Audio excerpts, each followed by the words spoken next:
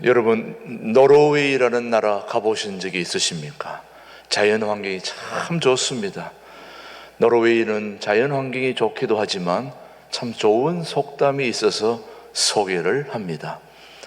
노르웨이의 속담 중에 이런 속담이 있습니다.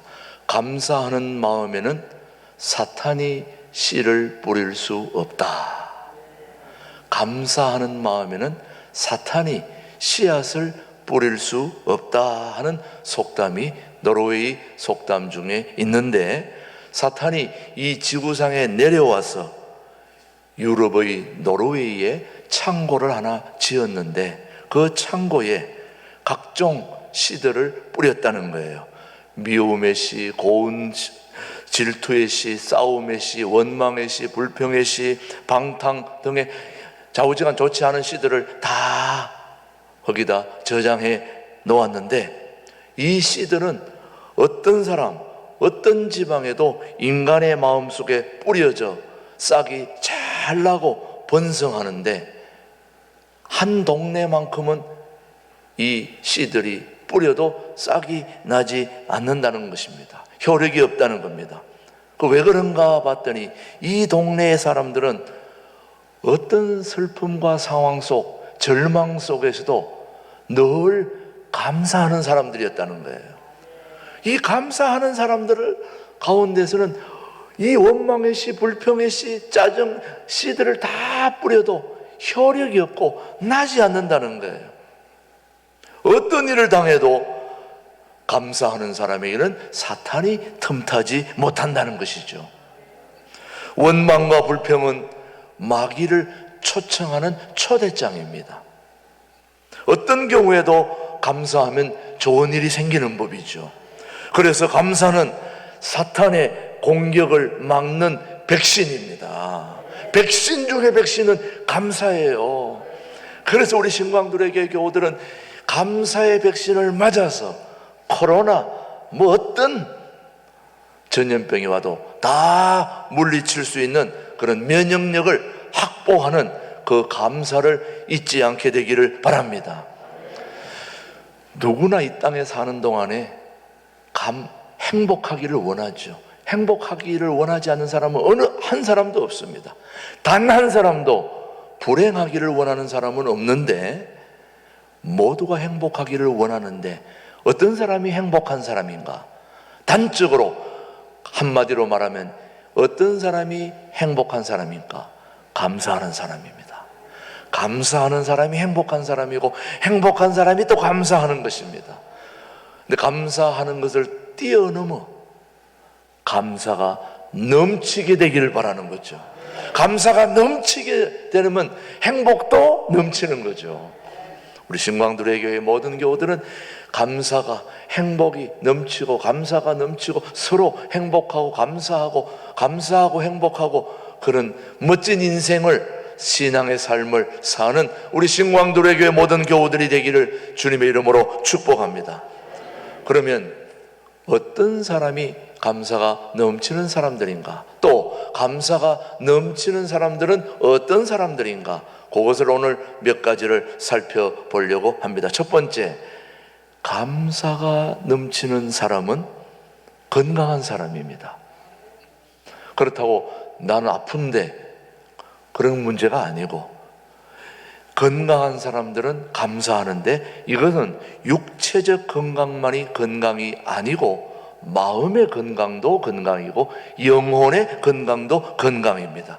그래서 영혼이 건강한 사람은 육체적 연약함을 초월합니다. 이깁니다. 그렇기 때문에 우리 교우들이 영혼의 건강이 넘쳐서 육체의 연약함도 질병도 이기고 극복할 수 있게 되기를 주님의 이름으로 축복하는 거죠. 사랑하는 교우 여러분, 영혼이 건강하기를 바랍니다. 그 영혼의 건강이 마음의 건강도 지배할 수 있기를 바랍니다. 육체의 건강도 질병도 이기고 뛰어넘어 건강한 모습으로 신앙생활 하다가 주님 오라 하시면 천국 가야 되지 않겠습니까, 여러분? 사랑하는 교우 여러분, 여러분들은 건강의 정의를 어떻게 내리십니까? 건강. 폴 트레니에가 내린 건강의 정의가 참 마음에 듭니다. 이분이 건강의 정의를 이렇게 내렸습니다. 건강이란 병이 없다는 것만을 의미하지 않는다. 건강은 삶의 질적 문제다. 육체적, 정신적, 그리고 영적으로 구김살이 없는 것을 말한다. 영적으로 구김살이 없는 사람이 건강한 사람이다. 하나님을 향하여 깨끗한 마음, 단순한 마음, 하나님만을 생각하고 예수님만을 생각하고 그 하나님의, 예수님의, 성령님의 좋은 성품을 내가 본받아서 그대로 다른 사람에게 보여줄 수 있는 사람은 건강한 사람이다, 이 말씀입니다.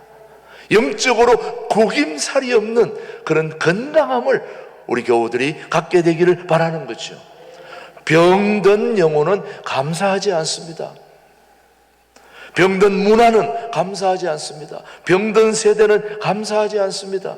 사도 바울은 그 당시 경건치 못한 문화를 감사하지 않는 문화로 표현했는데 로마서 1장 21절은 우리에게 교훈합니다. 시작. 하나님을 알되 하나님을 영화롭게도 아니하며 뭐하지도 감사하지도 아니하고 오히려 그 생각이 허망하여지며 미련한 마음이 어두워졌나니 하나님을 알지만은 하나님을 영화롭게도 아니하고 뭐하지도 감사하지도 아니하는 그런 삶의 현실을 주님의 말씀이 교훈하고 있습니다.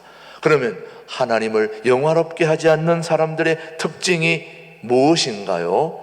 바로 그들은 감사하지 않는다는 것입니다. 하나님을 영화롭게 하지 않는 사람들의 특징, 뭐 하지 않는다고요? 감사하지 않는.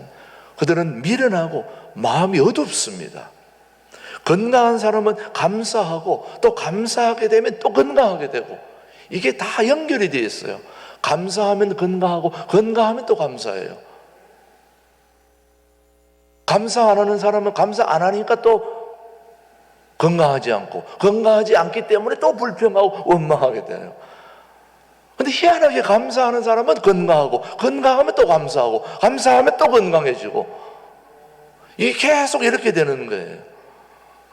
건강한 사람은 감사하는 사람이고 감사하는 사람은 영혼의 구김살이 없는 그런 깨끗하고 단순하고 주님을 향한 순수한 마음을 가진 사람이 건강하고 또 감사하는 사람, 그런 사람이 감사가 넘치는 사람인데 우리 교우들이 그렇게 되기를 바라는 거죠.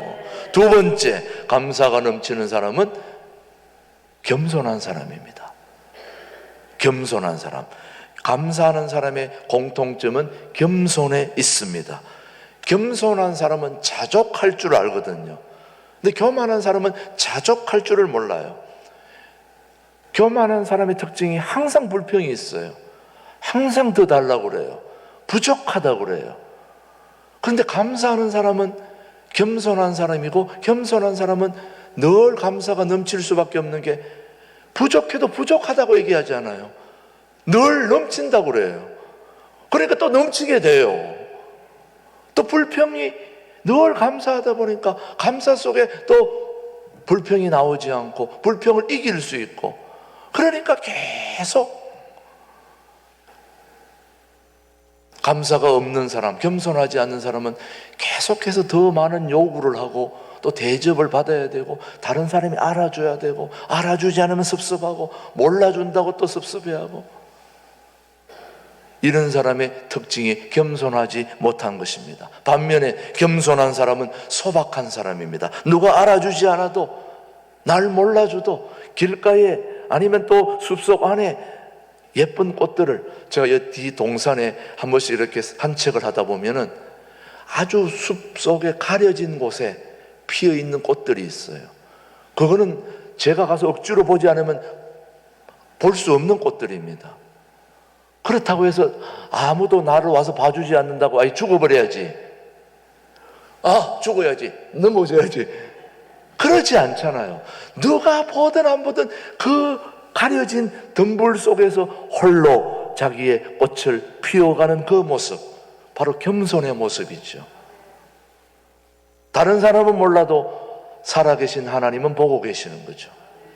여러분이 어떤 자리에서 살아도 어떤 모습으로 섬김에 또 아름다운 삶을 사는 사람들의 모습은 주님이 다 지켜보고 계시는 거죠.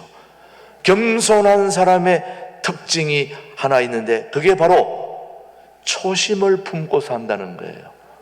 이거 참 중요한 포인트인데, 우리가 무엇을 하든지 처음에는 잘해요. 다 처음 하는 분들이 실수하거나 아니면 막 교만하거나 그렇진 않아요. 대부분의 사람들이 처음에는 순수한 마음으로, 좋은 마음으로, 깨끗한 마음으로 하는데 언제 바뀝니까? 조금 가다가 잘 되면 또 자기가 또 했다는 것 때문에 이렇게 하다가 처음 시작했을 때 그 초심이 무너지면 끝장나는 거예요. 대표적으로 구약의 사울왕이 그랬어요. 이스라엘의 초대 임금, 초대 대통령으로 사무엘이 사울왕에게 기름을 부었을 때 처음에는 겸손했죠. 오직 하나님 한 분만 생각하고 살았는데 임금이 되고 나니까, 대통령이 되고 나니까, 모든 걸 다 지었다고 생각하니까 교만해진 거죠. 선지자 무시하고 자기가 예배드리고 그렇다가 하루아침에 그냥 왕의 자리 뺏긴 거 아닙니까? 대통령 누가 뽑아준 겁니까? 국민들이 뽑아줬으면 국민들을 하늘같이 모시고 하나님을 두려워하고 백성들을 행복하게 해주는 그런 사람들이 돼야 되는데, 초심을 잃어버리니까 처음에는 뭐 다 잘한다고 얘기하지만 좀 지나면 하면 다 그렇게 되니까, 그래서 우리가 그런 걸 염려해서 잘 뽑아야 된다 얘기하는 거죠. 그렇지 않습니까, 여러분? 겸손한 사람의 특징, 뭘 잃어버리지 않는다. 초심을 잃어버리지 않는다. 저는 우리 신광두레 교회 교우들이 처음 이 교회를 세웠을 때 순수한 마음, 처음 신앙했을 때 그 깨끗한 마음, 정말 저는 이렇게 살고 싶습니다. 주님 본받아 살고 싶습니다 하는 그 초심을 잃어버리지 않게 되기를 바랍니다, 여러분. 겸손한 사람은 모든 것을 하나님의 은혜로 여기며 삽니다. 자신이 소유한 모든 것, 자신이 이룬 모든 것이 하나님으로 말미암았다는 사실을 인정합니다. 자신이 열심을 내어 헌신한 것도 하나님의 은혜라는 사실을 인정합니다. 우리가 일을 하다 보면 내가 수고하고 땀 흘리고 잠 못 자고 엄청난 노력을 들였으니까 이건 내가 했다 이렇게 말할 수 있죠. 그럴 수 있습니다. 그럴 때라도 이거는 내가 한 게 아니고 내가 이런 일을 할 수 있도록 건강을 주시고 재정적인 걸 밀어주시고 사람을 만나게 해주시고 이거 다 하나님의 은혜입니다. 이렇게 생각하는 사람이 바로 겸손한 사람인데, 대표적으로 바로 사도 바울이, 오늘 본문의 저자인, 기록자인 사도 바울이 바로 그렇게 살았다는 것입니다. 한번 오늘 말씀 고린도전서 15장 10절에 뭐라고 해놨는지 한번 보십시다. 그러나 시작. 그러나 내가 나 된 것은 하나님의 은혜로 된 것이니 내게 주신 그의 은혜가 헛되지 아니하여 내가 모든 사도보다 더 많이 수고하였으나 내가 한 것이 아니요 오직 나와 함께 하신 하나님의 은혜로라. 너무 멋지지 않습니까? 사도 바울이 얼마나 수고하고 잠 못 자고 두드려 맞고 애쓰고 수고했음에도 불구하고 내가 한 것이 아니요 누구의 은혜라고 말합니까? 하나님의 은혜라고 말. 우리는 이 사도 바울을 본받게 되기를 바라죠. 사랑하는 교우 여러분, 하나님은 교만한 사람을 대적합니다. 제일 싫어하는 사람이 교만한 사람이에요. 하나님은 교만은 패망의 선봉이다. 그러나 하나님은 겸손한 사람에게 은혜를 주신다. 자, 겸손한 사람, 베드로전서 5장 5절 말씀 한번 보십시오. 시작. 젊은 자들아 이와 같이 장로들에게 순종하고 다 서로 겸손으로 허리를 동이라. 하나님은 교만한 자를 뭐하시되 대적하시되 겸손한 자들에게는 은혜를 주시느니라.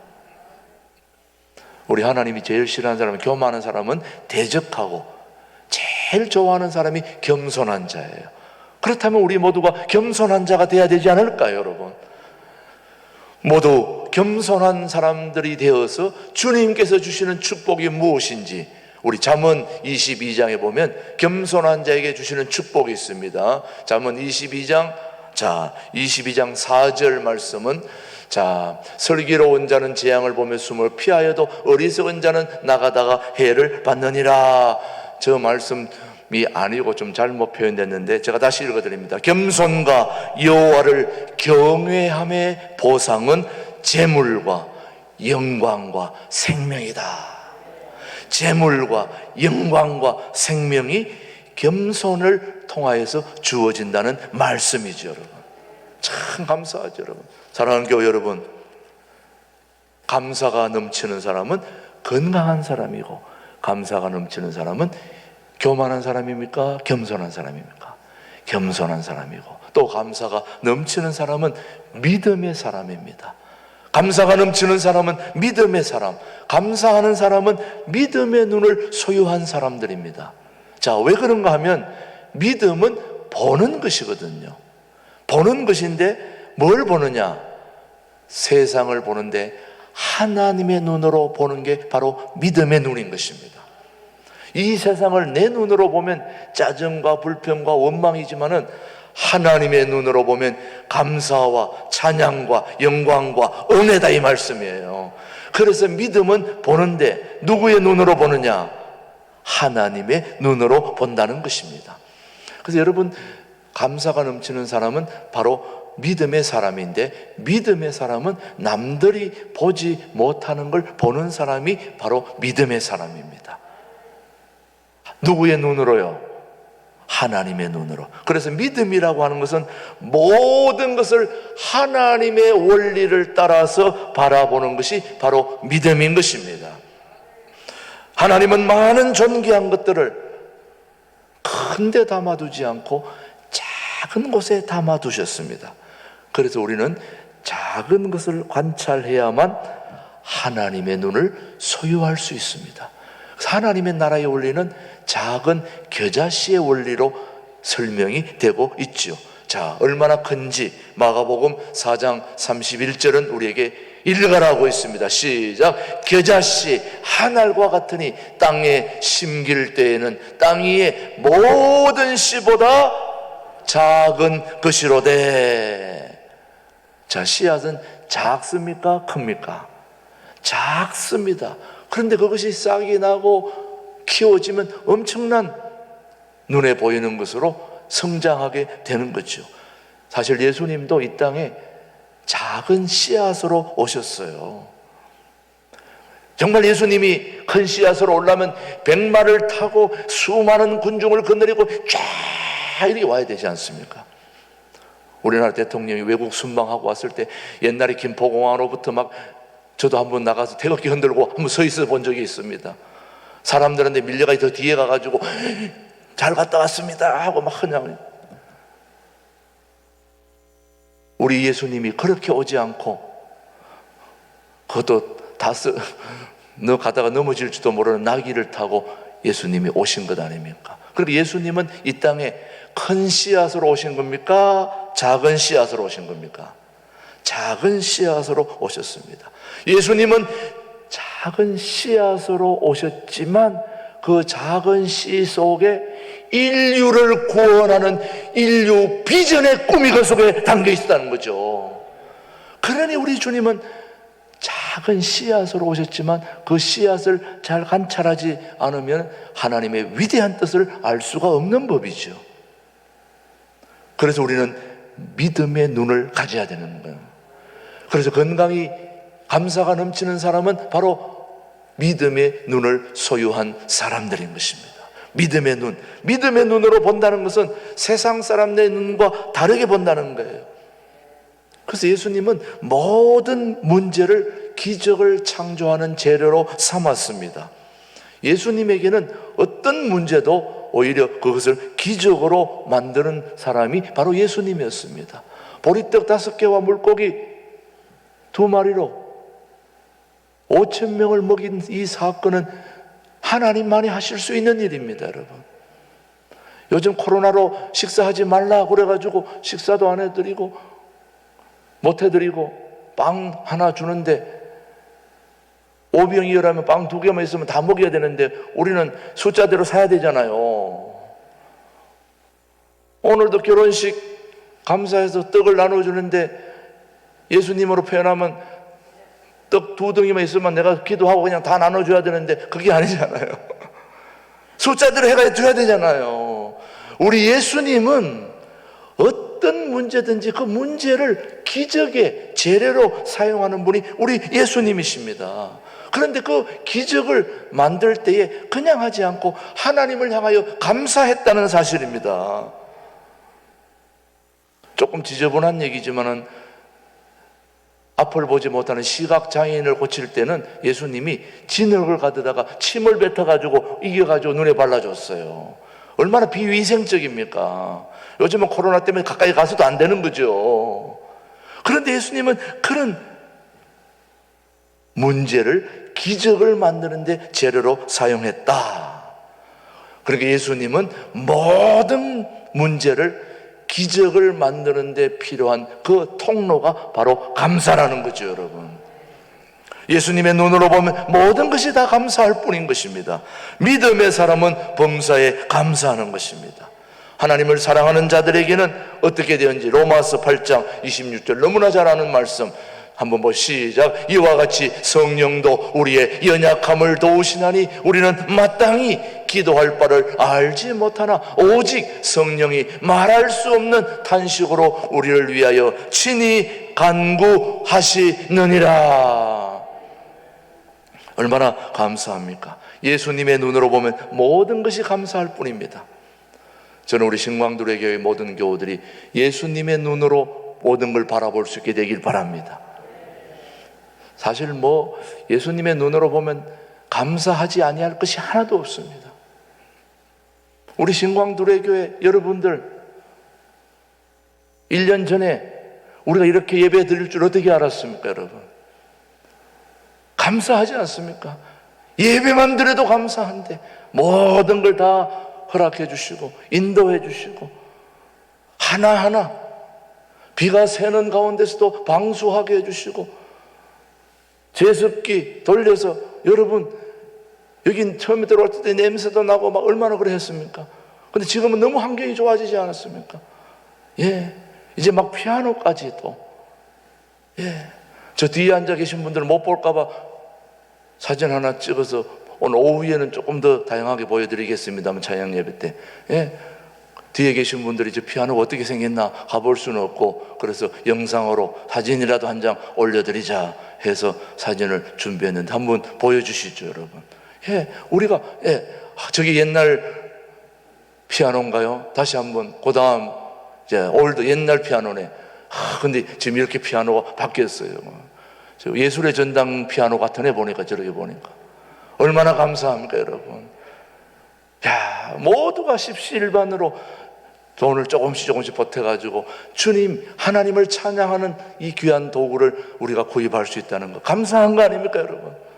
예, 그냥 찬양해도 감사한데 또 좋은 피아노 구하기도 힘든 저걸 주셨으니 너무 감사합니다. 중요한 거, 자, 감사가 넘치는 사람의 첫 번째 특징은 여러분 뭐한 사람이라고 그랬습니까? 예? 첫 번째 우리는 감사하는 사람이고, 감사가 넘치는 사람은 건강한 사람이고, 건강한 사람은 또 감사가 넘치고, 또 겸손한 사람이고, 또 믿음의 사람이고. 그런데 건강하고 또 겸손하고 또 뭐라고 그랬어요? 세 번째는 믿음의 사람이고. 다 좋지만은 더 중요한 거는 마지막 감사를 표현할 줄 아는 사람이 감사가 넘치는 사람입니다.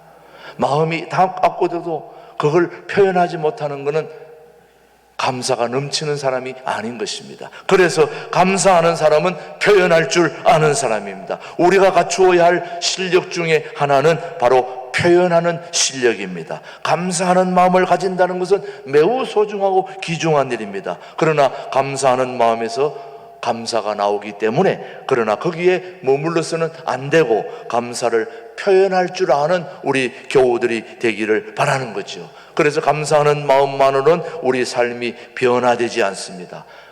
감사는 표현할 때 변화가 되고 힘이 있는 것입니다. 누가복음 17장 16절로 우리 예수님 앞에 나와 있는 사람이 어떻게 했는지 시작. 예수의 발 아래에 엎드려 뭐하니? 감사하니 그는 사마리아 사람이라. 예수께서 대답하여 이르시되 10사람이 다 깨끗함을 받지 아니하였느냐? 그 9은 어디 있느냐? 10사람 다 고쳐줬는데 9은 다 어디로 가고 한 사람만이 감사했을 때 하나님은 그 사람에게 온갖 좋은 것들을 다 주님께서 부어주신 것입니다. 복을 주신 것입니다. 사마리아 사람들은 가로 감사하는 사람 믿음이었습니다. 감사를 표현하는 믿음이었죠. 이 사마리아 사람은 다 문둥병을 고침을 받았는데 다 어디로 갔는데 유일하게 사마리아 사람 한 사람만이 하나님 앞에 나와서 엎드려 뭐 했다고요? 감사를 표현한 것입니다. 감사를 표현한 것입니다. 표현하는 사람이 믿음의 사람인 것입니다. 표현하는 사람이 감사하면 축복의 문이 활짝 열리는 것입니다. 감사는 축복의 문을 열어주는 소중한 열쇠가 되는 것입니다. 사랑하는 교회 여러분, 오늘 본문을 통해서 사도 바울은 감사함을 넘치게 하라 그렇게 말하고 있습니다. 사실 바울이 말하는 감사는 감사할 수 있는 환경이 아닙니다. 로마 옥중에서 지금 요즘 겨울이 오고 있습니다만 차가운, 지금 추우니까 좀 틀었잖아요. 아직 안 틀어도 되는데 저렇게 틀어주잖아요. 여러분이 추우니까 지금 틀어주는 거 아닙니까?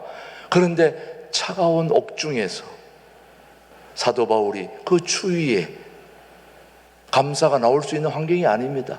그런데 거기서 골로새 교우들에게 감사함이 넘치는 비결을 지금 말하고 있는 거죠, 여러분. 이거는 있을 수 없는 감사입니다. 여러분 같으면 추운 겨울에 감옥 가 있으면 감사가 나올까요? 원망, 불평이 나올까요? 모르지. 우리 교인들은 수준이 좀 있어서 감사가 나올지도 모르겠습니다만은 사도 바울은 아무튼 이런 상황입니다. 그런 가운데서도 오늘 골로새 1장 3절을 한번 보십시오. 사도 바울이 뭐 했는지 시작. 우리가 너희를 위하여 기도할 때마다 하나님 곧 우리 주 예수 그리스도의 아버지께 뭐 했다? 감사하노라. 자, 오늘 사랑하는 교우 여러분, 우리 신광두레 교회는 어떤 경우에도 감사하는 사람들이 되기를 바랍니다. 감사가 넘치게 되기를 바랍니다. 건강한 사람이 되어서, 겸손한 사람이 되어서, 믿음의 사람이 되어서 우리의 감사를 내 속에 묻어두지 않고 표현해서 그 표현을 통하여 우리가 감사의 삶으로 변화되고 새로워질 수 있게 되기를 축복하는 것이죠. 저는 너무나 감사한 것은 우리 신광두레교회가 또 신광교회와 두레교회가 하나로 합쳐진 것만 해도 대단한 거예요. 요즘같이 교회가 서로 분열되는 가운데서 교회가 하나 됐다는 것만 해도 이거는 대단한 역사입니다. 여러분, 우리가 무슨 일을 많이 하는 것보다 더 중요한 것은 이미 두 교회가 하나 됐다는 것 자체만 해도 엄청난 기적이에요. 축복이에요. 여러분, 나눠지는 것이 좋습니까? 하나 되는 게 좋습니까? 하나 되는 거죠. 그래서 우리 교회가 통일한국을 준비하는 교회가 될 수 있는 첫 번째 조건은 우리가 먼저 하나 돼 있기 때문에 자격이 있다는 거예요. 다른 교회는 그런 경험이 없잖아요. 물론 있는 교회도 있겠습니다만 대부분 다 그런 경험이 없는 교회들이 태반입니다. 그런데 우리는 상당히 어려운 조건 속에서 두 교회가 하나 될 수 있었다는 것, 이 자체만 해도 주님이 우리 교회를 사용하실 수밖에 없는 거죠, 여러분. 그래서 통일한국을 준비하는 교회로 신광교회와 두레교회가 합쳐지게 하시고 하나 되게 하시고, 계속해서 하나님께서 우리 청소년들을 사랑해 주시고, 지난번에 융합 찬양 이런 거는 전 세계적으로 새롭게 뜨는 그런 찬양 축제입니다. 그런 아무 곳에나 할 수 있는 게 아닙니다. 그런데 우리 신광두레교회에서 그것을 했지 않습니까, 여러분? 얼마나 감사한 일입니까? 이런 거 참 너무너무 지금 뭐 일일이 열거하려면 너무나 많습니다. 1년 동안에 일어난 일들에 대해서 표현하려면 한이 없는데 저는 너무너무 감사해요. 그리고 지금 우리가 이제 탈북자들, 자녀들을 위해서 또 나눔 바자회를 할 수 있다는 것도 이 얼마나 감사한지 모릅니다. 1층에 또 자기의 은사를 이용해서 또 이렇게 발휘해서 좋은 그림을 내놓을 수 있다는 것, 이 감사한 마음 아닙니까, 여러분? 감사하지 않고 어떻게 내놓을 수 있겠습니까? 자기의 소중한 것을 어떻게 아낌없이 내놓을 수 있습니까, 여러분? 도자기도 내놓고 명품 가방도 내놓고 또 뭐 이런저런 물건들부터 시작해서 소소한 물건들까지 다 내가 소중히 여기는 물건들을 내놓고 나누겠다고, 그리고 탈북자들을 위해서 도움이 되겠다고 하는 그 소중한 마음을 우리 주님은 기뻐하시리라고 믿습니다. 감사하지 않고는 할 수 없는 일입니다. 우리 추수감사주의를 여러분은 감사함으로 맞이해야 됩니다, 여러분. 우리 이번 추수감사주의는 그런 의미에서 하나님 앞에 너무너무 감사하는 것처럼 여러분의 몸과 마음을 하나님 앞에 온전히 드릴 수 있는 그런 추수감사주일이 되기를 간절히 축복합니다. 저는 여러분의 믿음이 커지게 되기를 바라고, 여러분의 마음과 몸이 건강하게 되기를 바라고, 여러분이 겸손해져서 하나님 앞에 모든 걸 아낌없이 드릴 수 있는 그런 축복의 사람들이 되기를 주님의 이름으로 축복합니다. 기도하겠습니다. 하나님 아버지, 우리 신광두레교회의 모든 교우들 감사함이 넘치는 그런 한 해를 살게 해주신 것 감사합니다. 이제도 하나님 아버지, 우리 모두가 건강한 사람이 되게 하시고 겸손한 사람이 되게 하시고 믿음의 사람들이 되게 하시고 이 모든 것을 표현할 줄 아는 아버지 하나님 감사를 표현함으로 말미암아 변화되고 새로워질 수 있는 우리 신광두레교회 모든 가족들로 축복해 주시옵기를 살아계신 예수님의 이름으로 기도드리옵나이다. 아멘.